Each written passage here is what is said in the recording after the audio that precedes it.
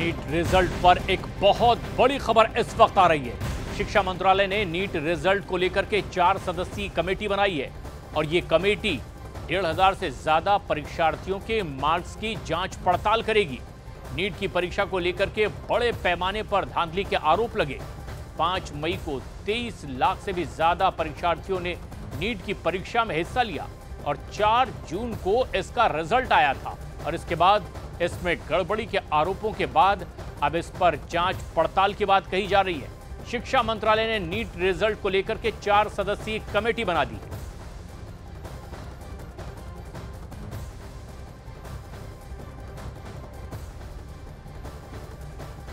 Medical entrance exam के लिए होने वाली ये नीट की परीक्षा का रिजल्ट इस वक्त सवालों के घेरे में है। नीट के रिजल्ट को लेकर के एनटीए यानी कि नेशनल टेस्टिंग एजेंसी और शिक्षा मंत्रालय ने भी एक प्रेस कॉन्फ्रेंस की है और इस परीक्षा को लेकर के आगे क्या होने जा रहा है इसके बारे में अब सबकी निगाहें गड़ी हुई है।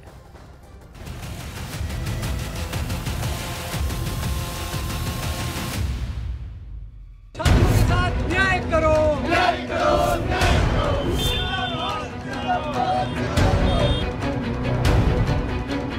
जो भी कुछ हुआ है वो ट्रांसपेरेंसी के साथ सामने रखा जाए। ये गलती को ठीक करके वो रिजल्ट को रिपब्लिश करें।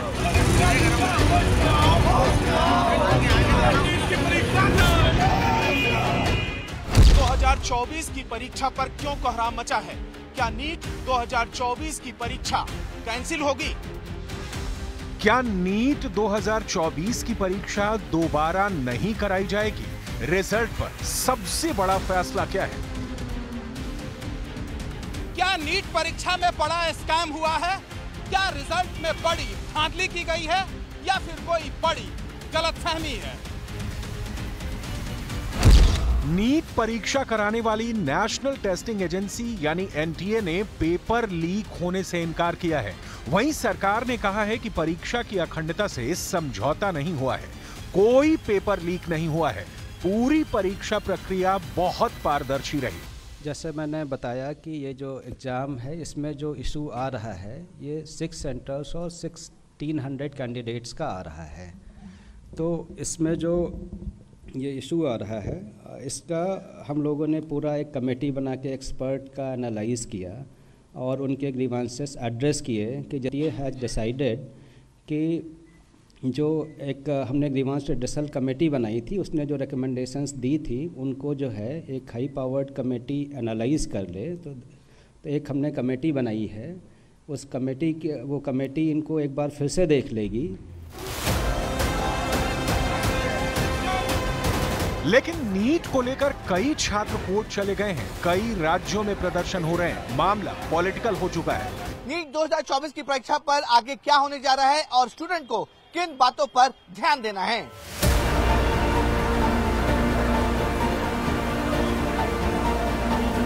नीट रिजल्ट को लेकर पूरा मामला क्या है? सरकार का जवाब क्या है? नीट रिजल्ट को लेकर क्या होने जा रहा है? बहुत गौर से ये रिपोर्ट देखिएगा। इस बार नीट की परीक्षा 5 मई को हुई थी। नीट परीक्षा में शामिल 24 लाख से ज्यादा स्टूडेंट्स ने रजिस्ट्रेशन कराया।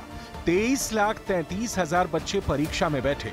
रिजल्ट 14 जून को आना था, लेकिन नतीजे 10 दिन पहले यानी 4 जून को घोषित कर दिए गए। नतीजों में 67 बच्चे ऐसे हैं जिन्होंने 100% स्कोर किया है, यानी 720 नंबर की परीक्षा में उन्होंने पूरे के पूरे 720 नंबर हासिल किए।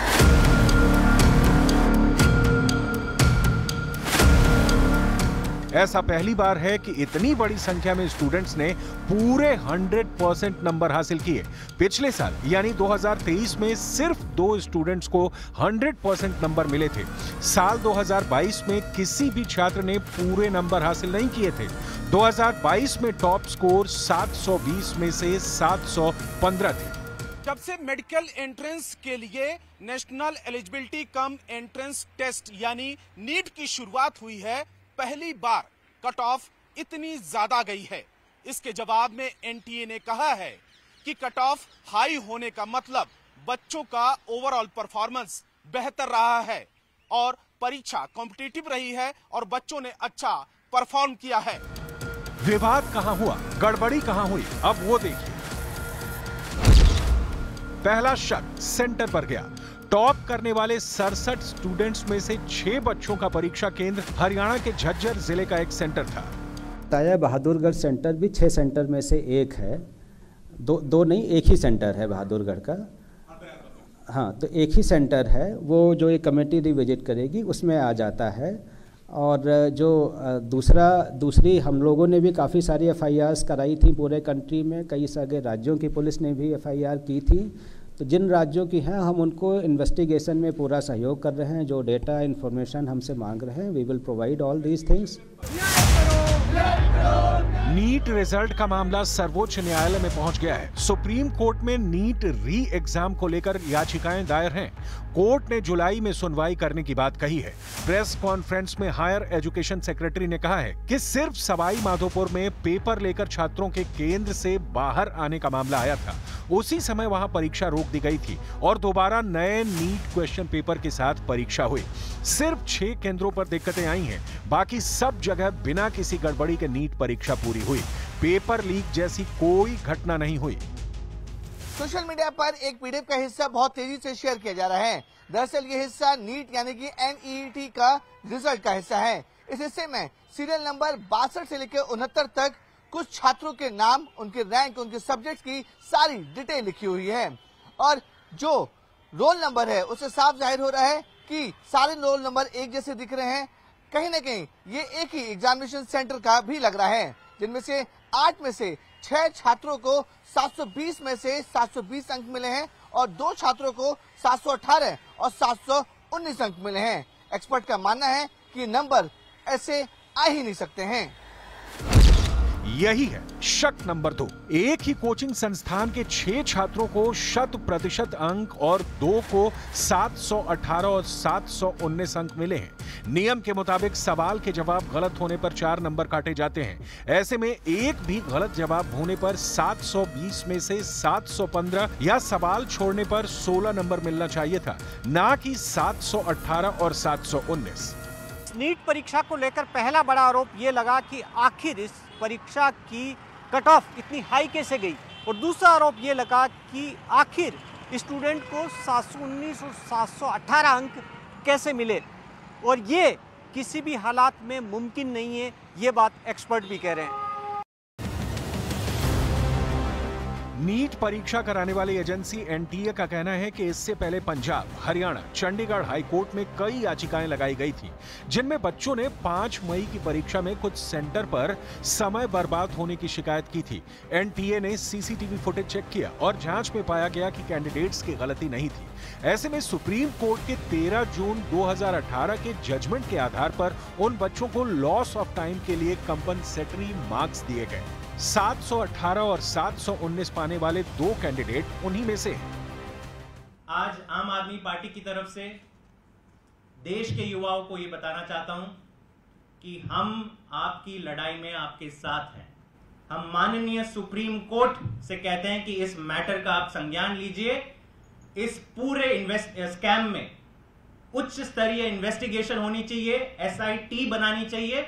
सुप्रीम कोर्ट की देखरेख में एक SIT का गठन होना चाहिए। कि देश भर में जो नीट में धांधली हुई है और स्टूडेंट के भविष्य के साथ जो खिलवाड़ किया गया है, और लगातार चाहे पहला कार्यकाल हो, दूसरा कार्यकाल हो या तीसरा कार्यकाल हो, इस देश में नौजवानों का भविष्य खतरे में है, अंधकार में है।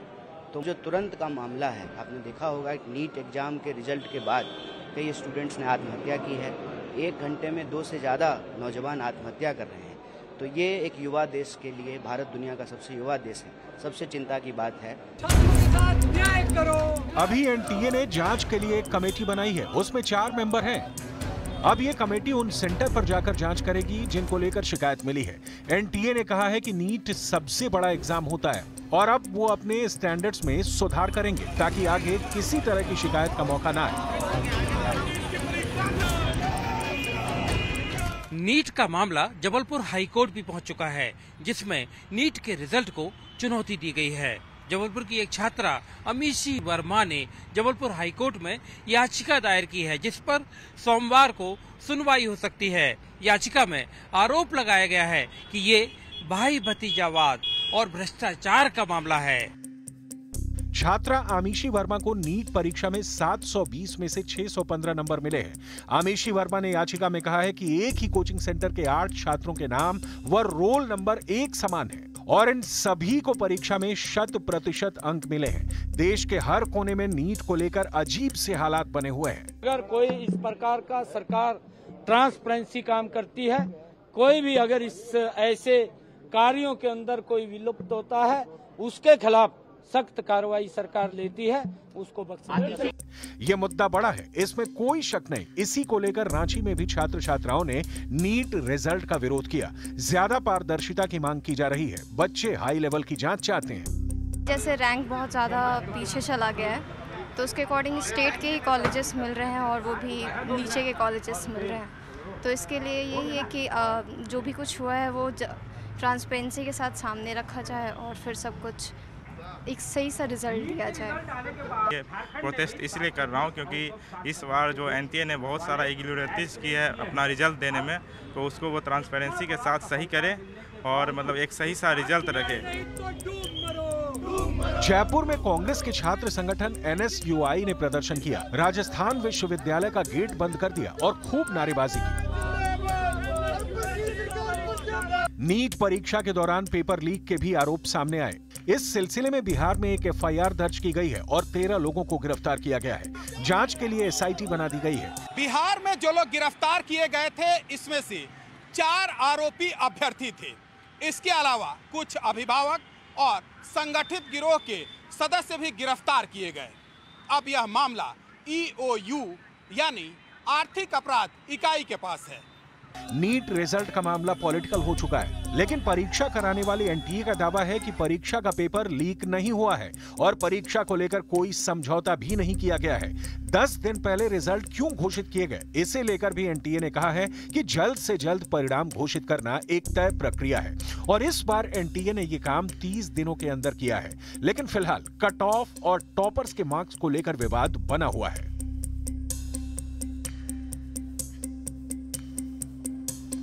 प्रधानमंत्री नरेंद्र मोदी ही लगातार तीसरी बार शपथ लेने का रिकॉर्ड नहीं बनाएंगे, बल्कि इस बार तो विपक्ष की ओर से भी रिकॉर्ड बनाने की बड़ी तैयारी है। 18वीं लोकसभा में नेता प्रतिपक्ष पद पर 10 साल बाद सूखा खत्म होने वाला है। कांग्रेस वर्किंग कमेटी ने नेता प्रतिपक्ष के तौर पर राहुल गांधी के नाम का प्रस्ताव पारित कर दिया है और राहुल गांधी अगर ये जिम्मेदारी कबूल करते हैं तो संसद में मोदी बनाम राहुल की एक जबरदस्त टक्कर देखने को मिल सकती है।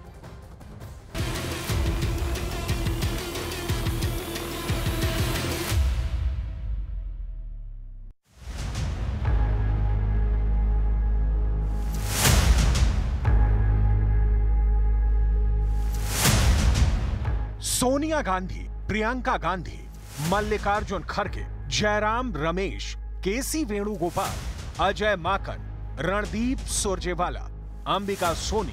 कांग्रेस कार्य समिति की बैठक में पार्टी के तमाम बड़े चेहरे मौजूद थे। बैठक में 18वीं लोकसभा में मिली पार्टी की बढ़ी सीटों के लिए राहुल गांधी को धन्यवाद दिया गया और कांग्रेस महासचिव प्रियंका गांधी को भी थैंक यू कहा गया। लेकिन इस बैठक में जो सबसे बड़ी बात निकलकर सामने आई कि नरेंद्र मोदी के तीसरी बार पीएम बनने की तरह नेता विपक्ष के पद वाला भी रिकॉर्ड बनने वाला है। कांग्रेस कार्य समिति की 3 घंटे चली बैठक में नेता प्रतिपक्ष को लेकर प्रस्ताव पारित। राहुल गांधी को नेता विपक्ष बनाने का प्रस्ताव पास। राहुल ने कहा सोचने का समय दीजिए। तो क्या 18वीं लोकसभा में राहुल गांधी होंगे विपक्ष के नेता?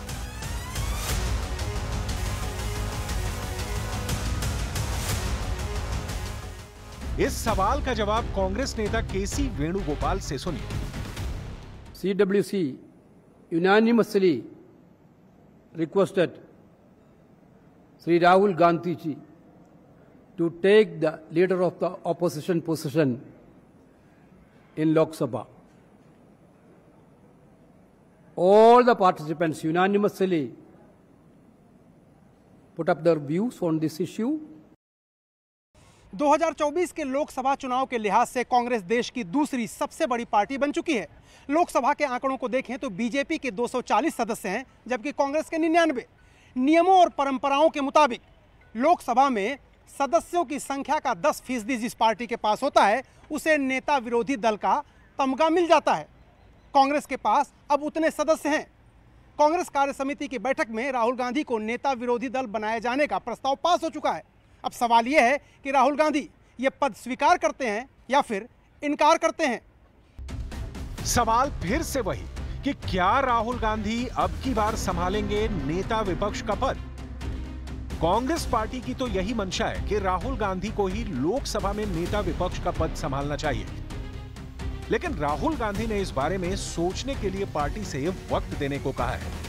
राहुल गांधी अगर इस पद को कबूल करते हैं तो इसके लिए सबसे पहले उन्हें सबसे बड़ा काम तो यह करना होगा कि रायबरेली और वायनाड लोकसभा सीट में से किसी एक को छोड़ना होगा। यह काम राहुल गांधी के लिए बहुत आसान नहीं है, क्योंकि 2019 लोकसभा चुनाव में जब अमेठी से स्मृति ईरानी ने राहुल गांधी को शिकस्त दी थी, तब वायनाड सीट में ही राहुल गांधी को जिताकर लाज बचाई थी। अब की बार राहुल गांधी फिर 2 सीटों से चुनाव लड़े हैं और दोनों से जीत कर आए हैं।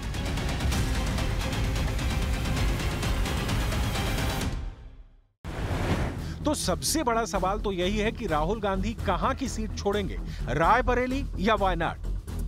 लेकिन यहां इस सवाल का जवाब तलाशने की जगह नेता विपक्ष वाला सवाल का जवाब तलाशना ज्यादा जरूरी है, क्योंकि ना तो 2014 की 16वीं लोकसभा में ना ही 2019 की 17वीं लोकसभा में नेता विपक्ष का पद कांग्रेस को मिला।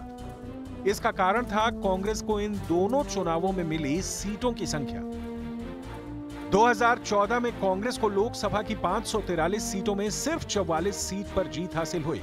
2019 में भी यह आंकड़ा बढ़ा, लेकिन 543 सीटों में से कांग्रेस सिर्फ 52 सीटों पर जीत दर्ज करने में कामयाब हुई। नियम यह है कि नेता विपक्ष का दर्जा उसी दल के नेता को मिलता है जिसका सदन में कम से कम 10% सीट हो। तो कांग्रेस को लोकसभा अध्यक्ष ने इसी नियम के तहत नेता विपक्ष का पद नहीं दिया, लेकिन इस बार कांग्रेस 99 के आंकड़े पर है और नेता विपक्ष का पद पाना उसका हक बनता है। तो नरेंद्र मोदी तीसरी बार प्रधानमंत्री पद की शपथ लेकर जब लोकसभा में पहुंचेंगे तो हो सकता है कि नेता विपक्ष के तौर पर उनका सामना राहुल गांधी से हो। लेकिन ये अभी भविष्य के गर्भ में है। इतना जरूर है कि विपक्ष जिस तादाद के साथ इस बार संसद में कुर्सियां संभालने वाला है और राहुल गांधी नेता विपक्ष बनते हैं तो मोदी सरकार से आमना सामना बहुत जबरदस्त होने वाला है। शर्त बस यह है कि राहुल गांधी इस पद के लिए राजी हो जाए। वैसे लोकसभा में नेता विपक्ष का पद कितना अहम होता है ये जानना भी जरूरी है। नेता विपक्ष की भूमिका क्या होती है ये भी समझना चाहिए, क्योंकि सदन का नेता अगर प्रधानमंत्री होता है तो समूचे विपक्ष का नेता होता है नेता प्रतिपक्ष। लोकसभा में नेता प्रतिपक्ष का पद कैबिनेट मंत्री के समान होता है। इस पद पर बैठे व्यक्ति को केंद्रीय मंत्री के बराबर वेतन, भत्ते और अन्य सुविधाएं मिलते हैं। नेता प्रतिपक्ष को प्रति माह 3,30,000 रुपए सैलरी मिलती है, यानी सालाना 36 लाख से ज्यादा का पैकेज होता है। इसके अलावा कैबिनेट मंत्री को मिलने वाले आवास के स्तर का बंगला और ड्राइवर सहित एक कार मिलती है। नेता प्रतिपक्ष को हर माह 1,000 का सत्कार भत्ता भी दिया जाता है। कांग्रेस पार्टी लोकसभा में नेता प्रतिपक्ष का पद लेने के लिए राहुल गांधी पर दबाव डाल रही है। हालांकि ये कोई नई बात नहीं है। 2014 और 2019 में भी लोकसभा में कांग्रेस संसदीय दल का नेतृत्व करने की पेशकश राहुल गांधी ने ठुकरा दिया था। इस बार भी राहुल गांधी ये पद संभालेंगे कि नहीं ये तय नहीं है, इसका फैसला वही करेंगे। लेकिन उन्होंने इस फैसले को लेने के लिए थोड़े वक्त की मांग जरूर की है। राहुल गांधी आम चुनाव 2024 में पार्टी की सीटें बढ़ाने में कामयाब रहे हैं, लिहाजा पार्टी उनसे उम्मीद कर रही है कि वो फ्रंट से पार्टी को सदन में लीड करें। इसके पहले लोकसभा में अधीर रंजन चौधरी कांग्रेस के लीडर हुआ करते थे, लेकिन पश्चिम बंगाल की बहरामपुर सीट से अधीर रंजन चौधरी तृणमूल कांग्रेस के प्रत्याशी और पूर्व क्रिकेटर यूसुफ पठान से पटखनी खा गए। अब जब कांग्रेस जीत के हौसले के साथ 18वीं लोकसभा में बैठने जा रही है तो राहुल गांधी से पार्टी उम्मीद लगा रही है कि नेता प्रतिपक्ष का पद संभाले। नेता प्रतिपक्ष बहुत अहम पद होता है और सुचारू रूप से सदन चलाने से लेकर सरकार को मुद्दों पर घेरना ही उसकी जिम्मेदारी नहीं होती, बल्कि नेता प्रतिपक्ष कई महत्वपूर्ण समितियों का सदस्य होता है। जैसे सार्वजनिक लेखा, सार्वजनिक उपक्रम और एस्टिमेट्स का सदस्य होता है। कई संयुक्त संसदीय पैनलों में होने के अलावा नेता प्रतिपक्ष कई चयन समितियों का भी हिस्सा होते हैं, जैसे प्रवर्तन निदेशालय यानी ईडी और केंद्रीय जांच ब्यूरो यानी सीबीआई जैसी केंद्रीय एजेंसियों के प्रमुखों की नियुक्ति करती है।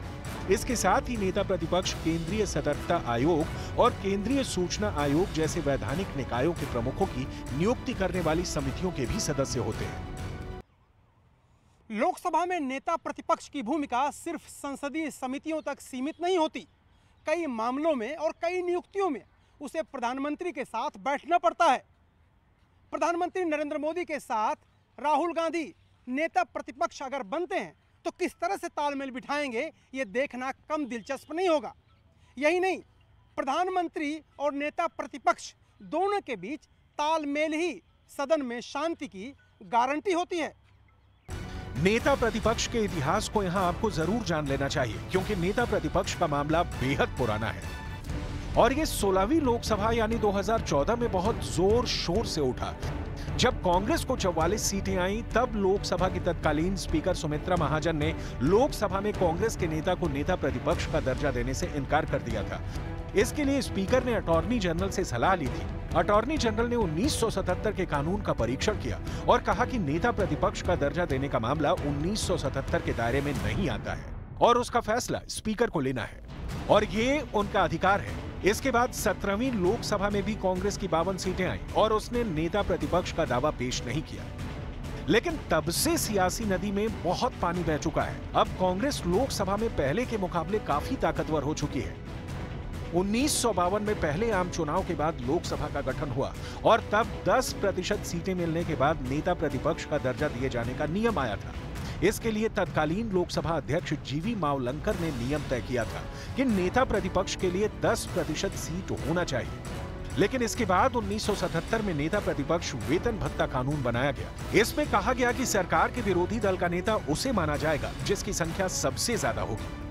राहुल गांधी अगर नेता प्रतिपक्ष का पद स्वीकार नहीं करते हैं, जैसा कि कांग्रेस कार्य समिति चाहती है, तो फिर कौन होगा नेता प्रतिपक्ष? ये एक बहुत बड़ा सवाल है। लगातार तीसरी बार नरेंद्र मोदी प्रधानमंत्री बनने जा रहे हैं।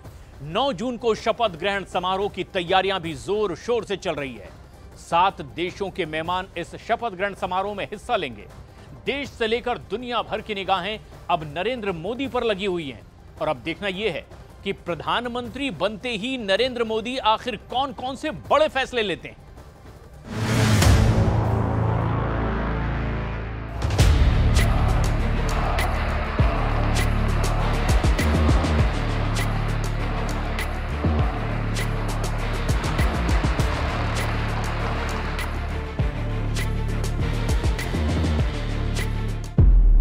जून को शपथ मोदी 3.0।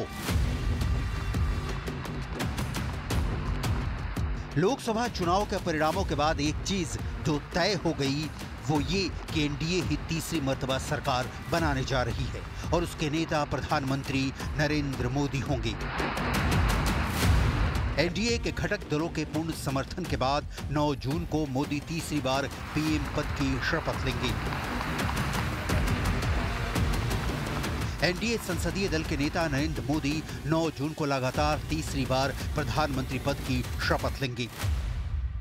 एनडीए के संसदीय दल के नेता व लोकसभा के नेता के रूप में माननीय नरेंद्र मोदी जी के नाम का प्रस्ताव करता हूं। हमारी party Janata Dal United, Bharatiya Janata party संसदीय दल के नेता आदरणीय श्री नरेंद्र मोदी जी को भारत के प्रधानमंत्री पद के लिए समर्थन देती है। मैं अपनी पार्टी, अपना दल की ओर से एनडीए संसदीय दल के नेता के पद पर माननीय प्रधानमंत्री श्री नरेंद्र मोदी जी के नाम का पूरे दिल से समर्थन करती हूं। मैं हमारे बाला साहब ठाकरे जी के विचार वाली शिवसेना के पार्टी के तरफ से पूरा समर्थन देता हूं। मैं चिराग पासवान, मेरी पार्टी लोक जनशक्ति पार्टी रामविलास की तरफ से एनडीए संसदीय दल के नेता पद पर श्री नरेंद्र मोदी जी के नाम का समर्थन करता हूं। राष्ट्रपति द्रौपदी मुर्मू ने पीएम मोदी को दही चीनी खिलाकर उन्हें सरकार बनाने का आमंत्रण दिया है। 9 जून को शाम 7:15 बजे शपथ ग्रहण समारोह होगा, जिसको लेकर जबरदस्त तैयारियां चल रही हैं। 9 जून को नरेंद्र मोदी देश के प्रधानमंत्री पद के तौर पर लगातार तीसरी बार शपथ लेने जा रहे हैं। राष्ट्रपति मुर्मू ने मनोनीत प्रधानमंत्री नरेंद्र मोदी को दही चीनी खिलाकर केंद्र में एनडीए सरकार बनाने के लिए निमंत्रण दिया। मोदी 3.0 कैबिनेट का चेहरा क्या होगा, इस पर पूरे देश की नजरें टिकी हुई हैं। हालांकि अभी तक ये सामने नहीं आ पाया है कि किस दल को क्या पोर्टफोलियो मिलेगा। कल प्रधानमंत्री जी शपथ लेगा, एक नया युग का शुरुआत होगा। उसका पहले हनुमान जी, फिर रामलाला। आशीर्वाद मांग रहा हूं कि बहुत बढ़िया कार्यकाल हो मोदी जी का। 5 साल में भारत का वैभव और बढ़े, हम विश्व गुरु बने। ये एक महासमुद्र है, जैसे 542 सीट है। कभी भाग्य में ये सीट आएगा कि दूसरा बार दूसरा सीट आएगा, तो उसमें बहुत पढ़ने का कोई फायदा नहीं है। प्रधानमंत्री कौन बना वही देखना है। कभी यूपी में जीतेगा, कभी बिहार में जीतेगा, कभी दोनों स्टेट में जीतेगा। चुनाव में तो पॉलिटिक्स एक अलग बात है। मनोनीत पीएम मोदी तीसरी बार पीएम बनने जा रहे हैं। इधर जेडीयू नेता केसी त्यागी ने बड़ा दावा करते हुए कहा है कि इंडिया गठबंधन ने मुख्यमंत्री नीतीश कुमार को इंडिया ब्लॉक की ओर से प्रधानमंत्री का पद ऑफर किया गया है, जिसे नीतीश कुमार ने तुरंत ठुकरा दिया है। हालांकि कांग्रेस ने जेडीयू के दावे को सिरे से खारिज कर दिया है। जिन लोगों ने नीतीश कुमार जी को एनडीए गठबंधन के संयोजक के योग भी नहीं माना, उन लोगों ने अंतिम क्षण तक नीतीश कुमार जी के नेतृत्व में उनके प्रधानमंत्री होते हुए नई सरकार गठन हो, ऐसे प्रपोजल्स भेजे। हम इंडी गठबंधन में अपनी पार्टी की और नेता की भूमिका को लेकर के काफ़ी आशान्वित थे, लेकिन कांग्रेस पार्टी के और कुछ और दलों के नेताओं ने स्थिति को खराब किया, जिसकी वजह से हम गठबंधन से बाहर आए और एनडीए गठबंधन को मजबूत करने का काम किया। इतिहास गवाह है, नीतीश जी के इंडी छोड़ने के बाद ही उनकी हवा खराब हुई और एनडीए का प्रचार प्रसार तेजी से शुरू हो गया। अब उसी तरह जानकारी हमारे पास नहीं है। क्या ऑफर खुला है? आपको जवाब मिल गया? क्या भविष्य में सर नीतीश जी को प्रधानमंत्री का ऑफर दिया जा सकता है? आपको जवाब मिल गया? इससे पहले नरेंद्र मोदी को 7 जून को लगातार तीसरी बार एनडीए का नेता चुना गया। पुराने संसद भवन के सेंट्रल हॉल में एनडीए संसदीय दल की बैठक हुई। इसमें एनडीए के सभी 293 लोकसभा सांसदों, राज्यसभा सांसद और सभी राज्यों के मुख्यमंत्री और डिप्टी सीएम की मौजूदगी में सुबह 11 बजे इस पर मुहर लगाई गई। इसके बाद एनडीए ने दोपहर 3 बजे सरकार बनाने का दावा पेश किया। गठबंधन के नेताओं ने राष्ट्रपति द्रौपदी मुर्मू को समर्थन का पत्र सौंपा। फिर शाम 6 बजे मोदी राष्ट्रपति द्रौपदी मुर्मू से मिले। राष्ट्रपति ने उन्हें सरकार बनाने का न्योता दिया। बैठक के बाद मोदी ने बीजेपी के वरिष्ठ नेता लाल कृष्ण आडवाणी, मुरली मनोहर जोशी और पूर्व राष्ट्रपति रामनाथ कोविंद से उनके घर जाकर भेंट की।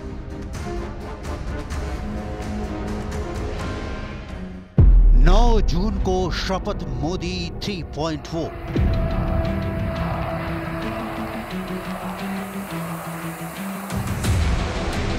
इधर प्रधानमंत्री नरेंद्र मोदी के लगातार तीसरी बार शपथ लेने से पहले एनडीए के नवनिर्वाचित सांसद कैबिनेट मंत्रियों की सूची को अंतिम रूप देने के लिए बैठकों का दौर चल रहा है।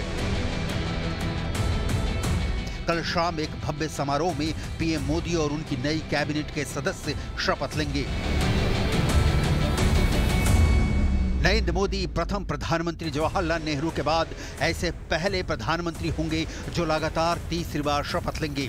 बीजेपी ने 2014 में 282 सीटें और 2019 में 303 सीटें जीती। इस बार 240 सीटें हासिल की हैं, लेकिन एनडीए सहयोगियों की मदद से चंद्रबाबू नायडू की टीडीपी 16 सीटें और नीतीश कुमार की जेडीयू की 12 सीटों के जरिए बहुमत के आंकड़े को पार कर गई है और 293 सीटें हासिल की है।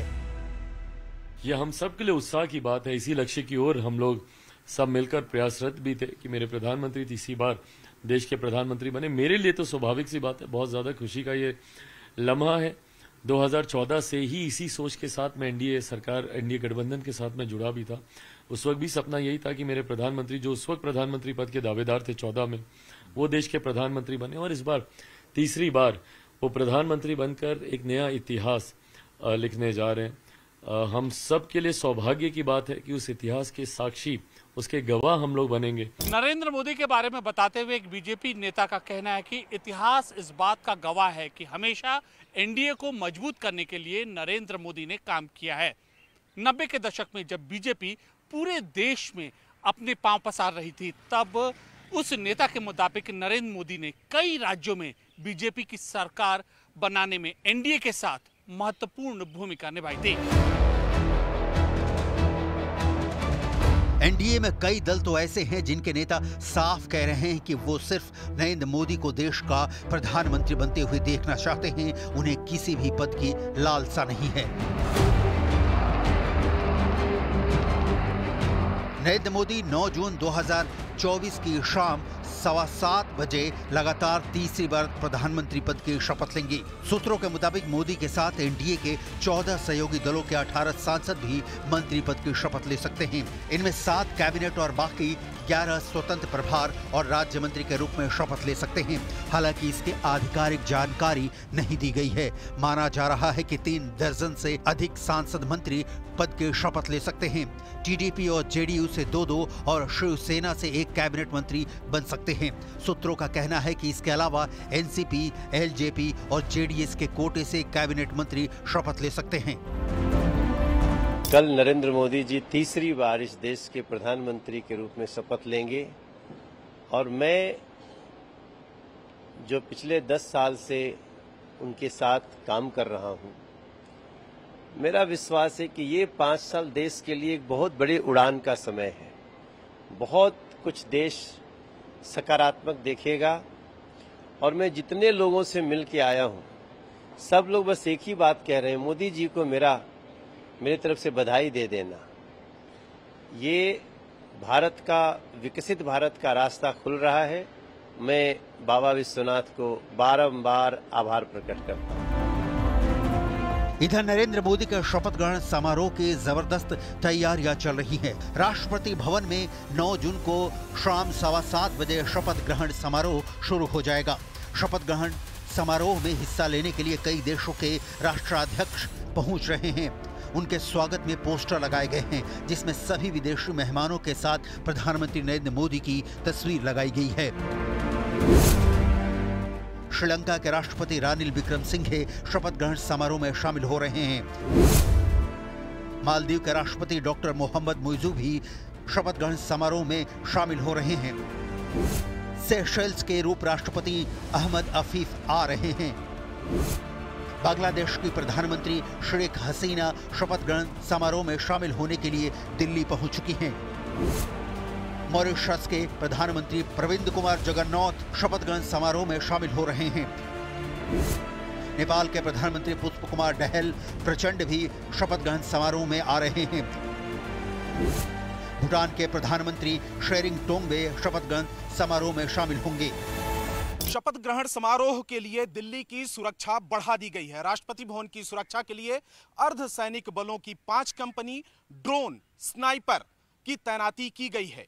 इसके अलावा विदेशी मेहमानों को राजधानी दिल्ली के ताज, लीला, ओबराय और क्लैरिजर जैसे होटलों में ठहराने की व्यवस्था की गई है, जिसके लिए होटलों को सुरक्षा घेरे में ले लिया गया है। हम आपको बता दें कि मनोनीत प्रधानमंत्री नरेंद्र मोदी के शपथ ग्रहण समारोह के लिए 7 देशों के राष्ट्र प्रमुख शामिल होने के लिए यहां दिल्ली आ रहे हैं। अब देश से लेकर दुनिया भर की निगाहें 9 जून यानी कल पर टिकी हैं, जब मनोनीत पीएम नरेंद्र मोदी प्रधानमंत्री पद की शपथ लेंगे।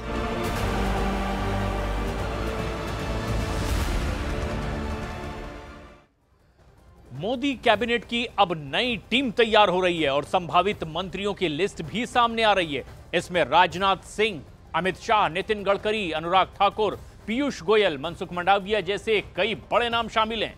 तो बीजेपी से मंत्रिमंडल में 40 से ज्यादा मंत्रियों के नाम संभावित सूची में। तो वहीं मोदी मंत्रिमंडल में एनडीए के घटक दलों के भी कई चौंकाने वाले चेहरे इस टीम में शामिल हो सकते हैं।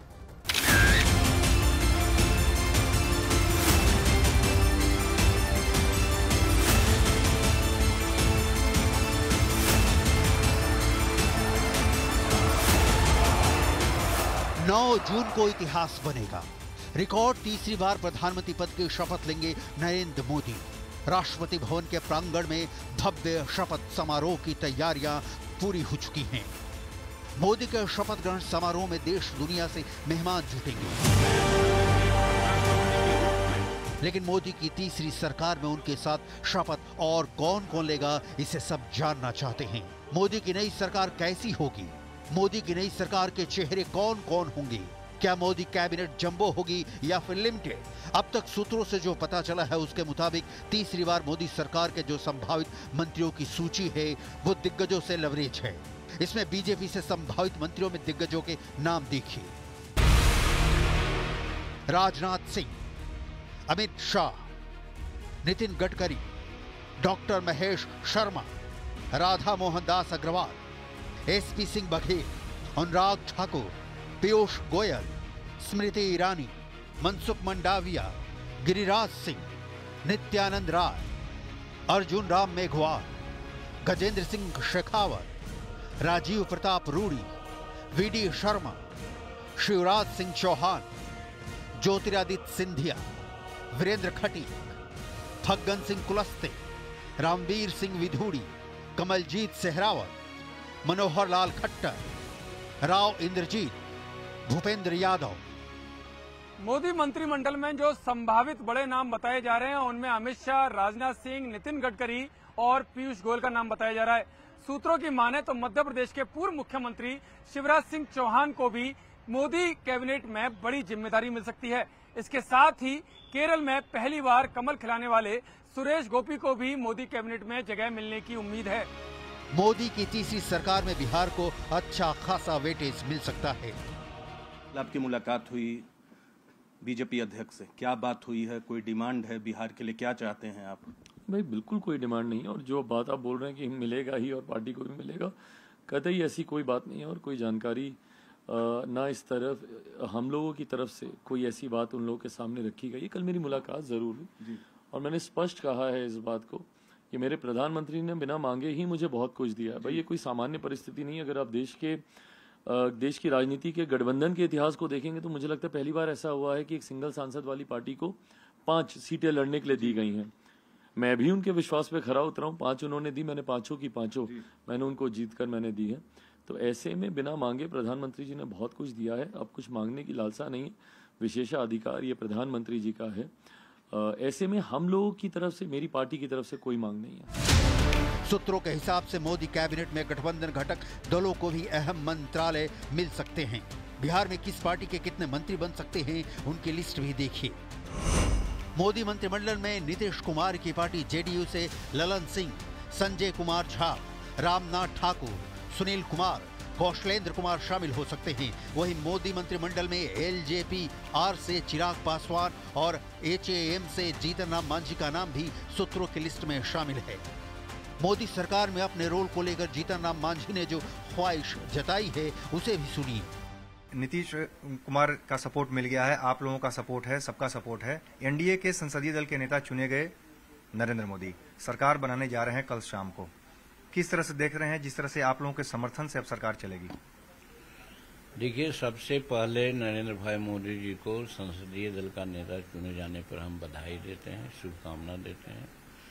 और जहां तक चलने की और चलाने की बात है तो मैं समझता हूं कि ये सरकार पहले की सरकार से ज़्यादा मजबूती से आगे बढ़ेगी, काम करेगी, क्योंकि 2 चुनावों में काफ़ी सफलता मिली है नरेंद्र भाई मोदी जी को और काम आशातीत रूप में आगे अब बढ़ा है और आगे बढ़ने का इरादा भी है। जैसे 11वां पोजीशन 12वां पोजीशन पर आर्थिक व्यवस्था में हम लोग थे, आज उनके काल में 14 से लेकर के 24 के बीच में आज 5वां पैदान पर आ गए हैं आर्थिक व्यवस्था का। जहां तक सवाल है, टारगेट है कि हर हालत में ये जो 24 से 29 का जो मेरा कार्यकाल है उसमें हम 3rd अर्थव्यवस्था संसार के हो जाएंगे। सूत्रों के मुताबिक मोदी के संभावित मंत्रिमंडल में बिहार की झोली में 8 मंत्री आ सकते हैं, तो वहीं महाराष्ट्र की झोली में 7, जिसमें बीजेपी से 3, शिवसेना से 2 और एनसीपी से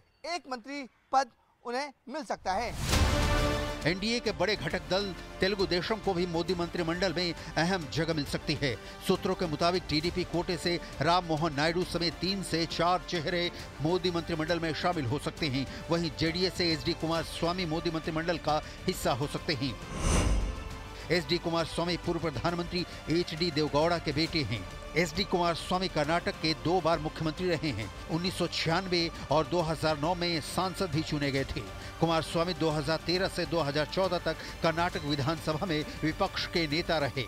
2024 के चुनाव में कुमारस्वामी मांड्या सीट से जीतकर संसद पहुंचे हैं। नरेंद्र मोदी की सरकार में उत्तर प्रदेश के सहयोगी दलों के सांसदों को भी मंत्रिमंडल में जगह मिल सकती है। अपना दल सोनेलाल की राष्ट्रीय अध्यक्ष हैं। अपना दल के संस्थापक सोनेलाल पटेल की बेटी हैं। मिर्जापुर से लगातार जीत की हैट्रिक लगाई। मोदी सरकार के पहले कार्यकाल में स्वास्थ्य एवं परिवार कल्याण राज्य मंत्री बनी। मोदी सरकार के दूसरे कार्यकाल में वाणिज्य एवं उद्योग राज्य मंत्री बनी। 2012 में अनुप्रिया रोहनिया से विधायक बनी थी। मोदी मंत्रिमंडल में कई चेहरों को उत्तर प्रदेश और मध्य प्रदेश से शामिल किया जा सकता है। सूत्रों के मुताबिक उत्तर प्रदेश के नोएडा से तीसरी बार सांसद बने डॉक्टर महेश शर्मा और एसपी सिंह बघेल को संभावित लिस्ट में शामिल किया जा सकता है, तो वहीं मध्य प्रदेश से ज्योतिरादित्य सिंधिया भी मंत्रिमंडल में शामिल हो सकते हैं। और राजस्थान की बात करें तो अर्जुन सिंह मेघवाल और गजेंद्र सिंह शेखावत भी इस संभावित मंत्रिमंडल की सूची में शामिल हो सकते हैं। मोदी सरकार के तीसरे कार्यकाल में कई नए चेहरे को कैबिनेट की हिस्सेदारी मिल सकती है। चुनाव से ठीक पहले एनडीए का हिस्सा बने आरएलडी प्रमुख जयंत चौधरी भी संभावित मंत्रिमंडल का हिस्सा हो सकते हैं। नरेंद्र मोदी की तीसरी बार की सरकार में दिल्ली से रामवीर सिंह विधूड़ी और कमलजीत सहरावत का नाम संभावित मंत्रियों की लिस्ट में शामिल बताया जा रहा है। यही नहीं, हरियाणा से मनोहर लाल खट्टर और राव इंद्रजीत सिंह मोदी कैबिनेट का हिस्सा हो सकते हैं। उसके अलावा अमेठी से चुनाव हार चुकी स्मृति ईरानी का नाम भी संभावित मंत्रियों की लिस्ट में शामिल बताया जा रहा है। मोदी हार्ड टास्क मास्टर की पहचान रखते हैं। उनके मंत्रिमंडल में शामिल होना कतई आसान नहीं, क्योंकि 2014 में मोदी पीएम थे तो उनकी कैबिनेट में कुल 40 मंत्री थे, लेकिन 2019 में मोदी सरकार आई तो उनके मंत्रिमंडल से 25 मंत्रियों को हटाया गया था। तीसरी पारी में नरेंद्र मोदी ने 10 साल का विजन रखा है। वहीं नरेंद्र मोदी मिशन के लिए जो नई टीम तैयार कर रहे हैं उसकी क्लियर पिक्चर 9 जून के बाद ही पता चलेगी।